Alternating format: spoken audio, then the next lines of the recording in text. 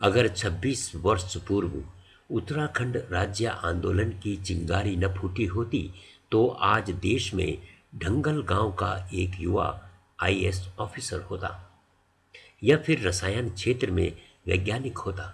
और अगर वो युवा आईएएस या वैज्ञानिक बन जाता तो समाज एक ऐसे वक्तव्य से सीधे तौर पर वंचित रह जाता जो आज एक उदार समाज सेवी व छात्रों का हितैषी व युवाओं का प्रेरणा स्रोत है।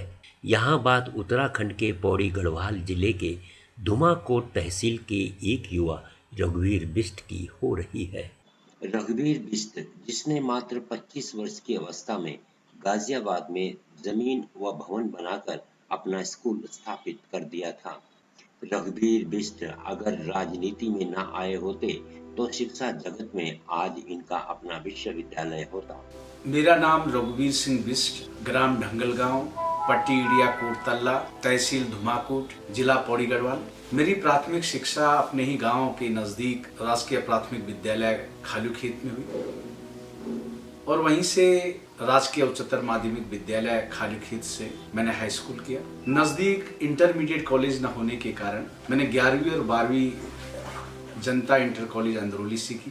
जब मैं 7वीं क्लास में था, मेरे पिताजी जो गाजियाबाद में यूनिकेम लैबोरेटरीज लिमिटेड में कार्यरत थे, उनकी अत्यंत तबियत खराब होने के कारण मेरी माँ को भी गाजियाबाद जाना पड़ा और चूंकि मैं बीच में पढ़ाई नहीं छोड़ सकता था इसलिए मैं गाँव में ही रहा। जनता इंटर कॉलेज अंदरौली में 11वीं 12वीं में एडमिशन लेना मेरे जीवन का एक टर्निंग पॉइंट था। मेरे दूर के मामा जी स्वनाम धन्य श्री हरिनाम सिंह भारती जी जो वहाँ प्रधानाचार्य थे, पूरे हमारे विकास खंड में नकल विरोधी प्रधानाचार्य के रूप में विख्यात थे। और जब हमारा हाई स्कूल का सेंटर जनता इंटर कॉलेज अंदरौली में पड़ा तो मैं वहीं पे एक छात्रावास था, मुझे छात्रावास में रहने की अनुमति दी और जब उन्होंने मेरे अंदर तल्लीनता लगनता देखी तो उन्होंने मुझे कहा कि 11वीं 12वीं में तुम यहीं एडमिशन लो। जबकि मेरे पिताजी और माताजी का बड़ा दबाव था, क्योंकि मैं अकेला था घर में, तो उनका दबाव था कि गाजियाबाद पढ़ने आ जाओ। मैं जानता था कि अगर मैं गाजियाबाद पढ़ने जाऊंगा तो जब मैं 11वीं 12वीं में जाऊंगा तो वहाँ फिजिक्स हो गया, केमिस्ट्री हो गया, बायोलॉजी हो गया, इनके ट्यूशन्स के लिए मेरे पास इतना पैसा नहीं था, हमारे परिवार के पास इतना पैसा नहीं था कि मैं ट्यूशन्स कर सकूं। और वहाँ उस समय मान्यता थी कि गवर्नमेंट स्कूल में प्रैक्टिकल्स में केवल अध्यापक उन्हीं विद्यार्थियों को अच्छे मार्क्स देते थे जो उनसे ट्यूशन्स पढ़ते थे। तो मैंने एक दृढ़ निश्चय लिया कि मैं जनता इंटर कॉलेज अंदरौली में ही 11वीं 12वीं की पढ़ाई करूंगा। मेरे पिताजी की तबीयत अत्यंत खराब रहती थी, मेरी माँ ने भी बहुत संघर्ष किया, गांव की भोली भाली महिला जिसने अपना परिवार उनके लिए दवाई भी लाती थी, घर का सामान भी लाती थी। मैं अकेला ही जनता इंटर कॉलेज अंदरौली में अध्ययन कर रहा था। तो उस समय वो मुझे 200 रुपये मनी ऑर्डर गाजियाबाद से बड़ी मुश्किल से भेज पाते थे। 1990 में कक्षा 11 में छात्र रघुवीर बिष्ट ने दाखिला लिया। रघुवीर बिष्ट अपने आप में सौम्य, सुशील और मेधावी छात्र रहे हैं, अनुशासन प्रिय रहे हैं और ओबीडियंट छात्र अपने छात्र जीवन में रहे। हमारे विकास खंड नैंडाना में कोई आसपास डिग्री कॉलेज न होने के कारण न चाहते हुए भी मुझे उच्च शिक्षा के लिए गाजियाबाद जाना पड़ा। जब मैं गाजियाबाद पहुंचा, हालांकि मेरे पिताजी की तबीयत बहुत खराब रहती थी, लेकिन वो सोचते थे कि इसको पढ़ाया जाए। और मैंने उसी समय एक ऐसे क्षेत्र से मैं आया हुआ था जिसने ना वहाँ पोस्ट ऑफिस देखा था, ना बैंक था, और मैं कोई मुझे गाइडेंस करने वाला भी नहीं था। मैंने अपने पे विश्वास करते हुए बीएससी गाजियाबाद पे एडमिशन ले लिया। तो मैंने उसी समय सोच लिया था कि मैं ट्यूशन्स करके अपने खर्चे भी निकालूंगा और परिवार के खर्चे भी निकालूंगा। और मैंने उस समय 100 150 बच्चों को, जब मैं बीएससी कर रहा था उस समय मैं ट्यूशन्स करता था कॉलेज के आने के बाद। उस दौरान एनसीआर क्षेत्र में भी उत्तराखंड युवा संघर्ष समिति राज्य निर्माण के लिए बनाई गई थी। उस गाजियाबाद में मैं उस युवा संगठन का अध्यक्ष था। गाजियाबाद के विभिन्न इलाकों में जा कर के हम उत्तराखंड राज्य की अलग जगाने के लिए प्रदर्शन करते थे, धरना देते थे। और बाद में उत्तराखंड राज्य आंदोलन में अपना पूरा समय फिर वहाँ देने लगा। उत्तराखंड राज्य आंदोलन अपने चरम सीमा पे था और एक जागरूक छात्र होने के नाते उस आंदोलन ने मुझे भी उद्वेलित किया।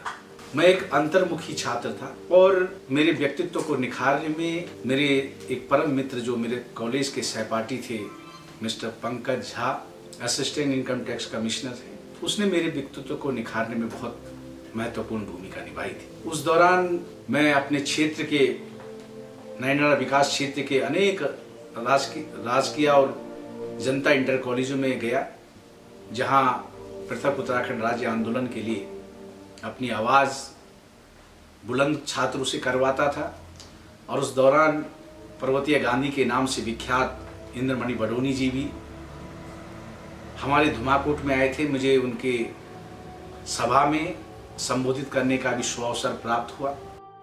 शुरुआत में राजनीति में अब पॉलिटिकल मेंटर जो बी आर टमटा जो दिल्ली कमिश्नर था, एमसीडी कमिश्नर था, वो था मन अब उनली जो जंतर मंतर में एक बार बी आर टमटा जी जो धरना रखी तिवारी कांग्रेस सतपाल महाराज जी में लोग भाषण दिया। महाराज जी बहुत ज्यादा प्रभावित हुई और मिता पर चुनाव प्रचार में दगड़ ली 1996 राज्य नहीं तो चुनाव नहीं। वही टाइम पर तिवारी कांग्रेस बैठी चुनाव लड़चा, मेरा जगह जगह मुख्य बाजा में यार बब्बर शेर मेरा भाषण दिलाना चाहिए। और संयोग भी इन रहा कि वही टाइम पर चुनाव जीती। जब चुनाव जीती तो रेल मंत्री भी बनी, वित्त मंत्री बनी, और रेल मंत्री वित्त मंत्री उन विधा पर पर्सनल स्थापन दिला। वो एक बार जो 2000 में जो राज्य बन गया हमारा। अब राज्य बन गया तो वो एक बार जो बात हुआ कि भाई चुनाव लड़ो। अब धुमाकोट एक विधानसभा नई विधानसभा बन चाहते कई लोग बड़े चुनाव लड़ो, तो उन मिखनपाल की भाई रघुवीर बता या तो तू लड़ या कह हैं का नाम बता। तो मेरे दिमाग में बात आ जाए कि भाई एक हमारे क्षेत्र के lieutenant general TPS Rawat ji थी, पिताजी की दादाजी भी अपर क्षेत्र का बहुत लोग था जो मसूरी विद्युत विभाग में रोजगार दिया। जब वो डीजी आसाम रायफल से तो वो अपर क्षेत्र में जो भर्ती रखा केवल आसाम रायफल है, गौली खाल हो गया, बगनी खाल हो गया, धुमाकोट हो गया। तो मिल महाराज जी समझ एक सुझाव रखा मिल और महाराज जी जनरल साहब जी हमारे टीपीएस रावत जी उन बहुत क्षेत्र में भर्ती करा। उन पूर्वजों बहुत बड़ो समाज सेवा के इतिहास से मिलवाल अगर वो था जो आप कैंडिडेट बना दी तो मिलवाल एक तो जो आप था कैंडिडेट मिल जाता बढ़िया जो सेवर जो जीत पकी है।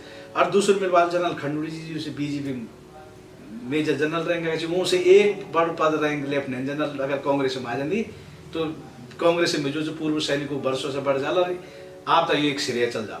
तो ये कारण जो महाराज जी वाल यार तुम बात सही बोलो जो अब था जो वक्त ले आओ वाल करके पंजाबी बाग में घर पर। तो मेरा अगर सुरेंद्र भाई साहब जी चाहिए गाजियाबाद में वो मेरा अभिभावक का रूप में भी छाया वक्त तो उनका दूर का रिश्तेदार भी लगा था। हम दुई जना वो ठीक है जनरल साहब पास गो और जनरल साहब तक या ताई जी तक ले भी हम महाराज जी के पास है कि सबसे पहले जब जनरल साहब जो 2002 विधायक चुन गई तो हम तो पूरे विश्वास है कि वो मंत्री बना। जब 2002 में अखिल भारतीय राष्ट्रीय कांग्रेस से जनरल टीपीएस रावत जी उस क्षेत्र से विधायक चुने गए तो 2000 पहले से विकास खंड रिखणी खाल की जितनी मुख्य सड़कें थी, चाहे वो चकुलिया खाल से लेकर के रिखणी खाल रहा हो, चाहे वो ढौटियाल से लेकर के रथवा ढाब मोटर मार्ग हो, चाहे रथवा ढाब से लेकर के गाड़ी पुल होते हुए रिखणी खाल मोटर मार्ग रही हो, और चाहे रिखणी खाल से बीरू खाल मोटर मार्ग रही। ये मुख्य मेन सड़कें थी। इन सड़कों में 5 किलोमीटर भी डामरीकरण नहीं हुआ था और कहते थे लोग कि जब रिखणी खाल से कोई व्यक्ति रामनगर या कोटद्वार आता है तो लोग अपने आप पहचान जाते थे, क्योंकि वो धूल से उनके चेहरे उनके कपड़े इतने सने होते थे कि लोग पहचान जाते थे कि ये रिखणी खाल से आए। खुद जो रामीसेरा से लेके बसड़ा मोटर मार्ग था वो भी जो है कच्ची रोड थी। पूरे रिखणीखाल विकास खंड की जनता जानती है कि जब उन्होंने अपने प्रतिनिधि के रूप में जनरल टीपीएस रावत जी को चुना, मैं अपने आप को सौभाग्यशाली मानता हूं कि ऐसे व्यक्तित्व के सानिध्य में उनके जनसंपर्क अधिकारी के रूप में मैंने भी काम किया। मैं इसलिए भी उनको, जो हमारे पदाधिकारी थे उस समय के पार्टी के, उन सब की मेहनत से मैं दावे के साथ कहना चाहता हूं कि जितना काम उन 5 सालों में हुआ इतना काम आज तक कभी नहीं हुआ। वो जो मुख्य सड़कें थी उनमें 85, जब उन्होंने अपना विधायक पद छोड़ा था तो उस समय 85% सड़कों का डामरीकरण हो गया और हमने पहली बार हॉट मिक्स रोड चकुलिया खाल से लेकर के रिखणीखाल की रोड देखी थी। दूसरा, उन्होंने करीब 24 नई सड़कों का उसी रिखणीखाल विकास खंड में, उन 24 सड़कों पे जिन पे काम रुका पड़ा था, जिन पे काम शुरू भी नहीं हुआ था, उन सड़कों पे काम शुरू करवाया। रुके हुए कामों को, जो 17 साल से रुके पड़े काम थे, उनको आगे बढ़ाने का काम किया। चाहे रिखणीखाल, किलवोखाल, टकुलीखाल मोटर मार्ग हो, ये उसी समय आगे बढ़ी। चाहे खनीता खाल, ढाबखाल खनीता खाल मोटर मार्ग हो, चाहे ढाबखाल उनेरी अंदरसो मोटर मार्ग हो, चाहे गुडलखेत घोटला मनीगांव मोटर मार्ग हो, चाहे धारकोल दुदारखाल मोटर मार्ग हो, चाहे जुई पापड़ी मोटर मार्ग हो, चाहे पानी सैंड डबराड मोटर मार्ग हो। वो शुरू हुई थी, वन विभाग के कारण वो लटकी पड़ी है, लेकिन शुरुआत उस समय हो गई थी। चाहे पानी सैंड सौलखान बसड़ा मोटर मार्ग हो, चाहे बसड़ा बरई रथवाडाब मोटर मार्ग हो, चाहे शिशल्डी मोटर मार्ग हो, चाहे बसड़ा भूंगा मोटर मार्ग हो, चाहे कुंडलसीरा द्वारी मोटर मार्ग हो, चाहे रजबो मोटर मार्ग हो, ये सब की सब सड़कें, चाहे पुलों का निर्माण हो, करतिया पुल का निर्माण हो, जितने भी सड़कें हैं, इन सभी सड़कों पर उसी समय काम शुरू हुआ। और आज हम गर्व के साथ कह सकते कि रिखणीखाल और नैंडाना ब्लॉक में कोई भी गांव ऐसा नहीं है जहां 5 और 10 किलोमीटर लोगों को पैदल चलना पड़े। दूसरा, रिखणीखाल में जो सबसे बड़ी समस्या थी वो पानी की थी, और उसी कार्यकाल में, जनरल टीपीएस राव जी के कार्यकाल में, चाहे अंदरसों पेयजल योजना हो, चाहे हिंदी पेयजल योजना हो, और चाहे परंडी पेयजल योजना हो। जब जनरल टीपीएस रावत जी ने जनरल खंडूरी जी के लिए सीट खाली की थी तो परंडी योजना की घोषणा भी उन्होंने वहीं पे करवाई थी। ये 3 बड़ी योजनाएं उसी समय की हैं, और जनरल टीपीएस रावत जी के ही कार्यकाल में पूरी जो मंदाल घाटी थी उसका विद्युतीकरण किया गया। वो वहां पे एक तिमल सैंड पुल थे, वो कहते थे कि जो इस तिमल सैंड पुल को बनाएगा वो हमारा विधायक होगा। वो तिमल सैंड पुल भी जनरल टीपीएस रावत जी के कार्यकाल में बना था। कम से कम 10 स्कूलों का उच्चीकरण हुआ था, चाहे कोटरी सैंड कन्या जूनियर स्कूल का उच्चीकरण हो, चाहे गाड़ी पुल का उच्चीकरण हो, चाहे बमनगांव स्कूल का उच्चीकरण हो, चाहे चौकड़ी स्कूल का उच्चीकरण हो, चाहे कुलानी खाल का उच्चीकरण हो, चाहे कंचन खेत का उच्चीकरण हो, चाहे खनेदर खाल का उच्चीकरण हो, चाहे चौकड़ी का उच्चीकरण हो, ये सब के सब स्कूल उसी समय उच्चीकृत हुए। मंदिरों के सौंदर्यकरण के लिए, चाहे तारकेश्वर मंदिर का सौंदर्यकरण हो, चाहे ढोटियाल मंदिर का सौंदर्यकरण हो, चाहे तिमल सैंड मंदिर का सौंदर्यकरण हो, और चाहे भैरवगढ़ी मंदिर का सौंदर्यकरण हो, चाहे झल महादेव मंदिर का सौंदर्यकरण हो, उसी कार्यकाल के दौरान सारे मंदिरों का सौंदर्यकरण हुआ। चकुलिया खाल से लेकर के तारकेश्वर तक रोड पीडब्ल्यूडी से, उसको पीडब्ल्यूडी में, वन विभाग की रोड को पीडब्ल्यूडी में ट्रांसफर करवाया, आज उसका डामरीकरण भी करवाया। हमें रिखणीखाल से लेकर के अगर खालू डाना जाना होता था तो पहले रथवा ढाब जाते थे, फिर हल्दू खाल जाते थे, फिर आते थे और फिर उसके बाद ऊपर से होते हुए फिर खालूडांडा पहुंचते थे। ये जनरल टीपीएस रावत जी के कार्यकाल में सुलमोड़ी, जो आपका खिमाखेत सुलमोड़ी मोटर मार्ग है, उसकी शुरुआत भी उसी समय से हुई थी। अब मैं बात करता हूं अपने विकास खंड नैनीडांडा की, कि 70 साल में वहां सबसे ज्यादा ऐतिहासिक काम हुआ है तो वो पटोटिया डांडा में डिग्री कॉलेज की स्थापना हुई। हम उच्च शिक्षा से वंचित हो जाते थे उस क्षेत्र के लोग, आज हमारे बच्चे वहां से बीएससी कर रहे हैं, बीए कर रहे हैं, बीएड कर रहे हैं। ये देन, ये ऐतिहासिक कार्य जनरल टीपीएस रावत जी के ही कार्यकाल में। जो 17 साल से बंद पड़ी सड़कें थी, चाहे शंकरपुर नैनडांडा शंकरपुर मोटर मार्ग रहा हो, चाहे खालूडांडा अपोला सेरा मोटर मार्ग रहा हो, चाहे धुमाकोट पिपली मोटर मार्ग रहा हो, इन सब पे काम कराने का काम उसी कार्यकाल में हुआ था। जब जनरल टीपीएस रावत जी ने जनरल खंडूरी के सीट खाली की तो जो सबसे दूरस्थ क्षेत्र था चैड़ चैवड़, वो सड़क भी दंडार में जनरल टीपीएस रावत जी के कार्यकाल में उस सड़क का शिलान्यास हुआ था और जनरल खंडूरी के कार्यकाल में उस सड़क चैड़ चैवड़ा तक पहुंची थी। आप कमंदा, ये रोड हल्दुखाल से लेके कमंदा आसूगाड़ तक, आसूगाड़ में 2-3 किलोमीटर में जो फॉरेस्ट के कारण लंबित पड़ा था, वहां के लोगों ने जनसंपर्क शक्ति के माध्यम से आर्थिक सहयोग लेकर के उस सड़क को पूरा करने का काम किया, लेकिन उसकी शुरुआत भी जनरल टीपीएस रावत जी ने की। चाहे परसोली चैताधार मोटर मार्ग की बात हो, चाहे मुजरा बैंड से लेकर के अपोरा सेरा मोटर मार्ग की बात हो, चाहे मंजड़ा बैंड से लेकर जड़ाव खान मोटर मार्ग की बात रही हो, और चाहे आपका ये किनगोड़ी खाल गौली खाल मोटर मार्ग का डामरीकरण की बात हो, ये सारे के सारे काम उस समय के ही कार्यकाल में हुई थी। हमारे विकासखंड नैनडांडा में स्वास्थ्य सेवाओं की बात हो तो उन्होंने नैनडांडा में स्वास्थ्य भवन के लिए पैसा स्वीकृत करवाया, 4 स्वास्थ्य उपकेंद्र स्थापित करवाए, दूर संचार के क्षेत्र में हमारे यहाँ जगह जगह मोबाइल टावर लगवाए और धुमाकोट पेयजल योजना बनवाई। धुमाकोट इंटर कॉलेज में जो भवन जीर्ण शीर्ण हो गया था, एक पूरा भवन, उसके नव निर्माण में धन स्वीकृत करवाया। विकास के तमाम कार्य में जो है रघुवीर ने जो है बड़ी मदद करी और उनके बहुत अच्छे जो है सुझाव रहे, जिसके कारण जो है हम अपने क्षेत्र में जो है बहुत विकास जो है वो कर पाए। मैं समझता हूँ कि इतना विकास जो है वो आज तक जो है कभी हमारे क्षेत्र में नहीं हुआ, जो कि जो है मेरे कार्यकाल में रघुवीर विश्व की मदद से जो है करने का जो है मेरे को जो है अवसर जो है वो प्राप्त हुआ। रघुवीर बिष्ट आज उत्तराखंड की उच्च शिरोमणियों की सूची में है।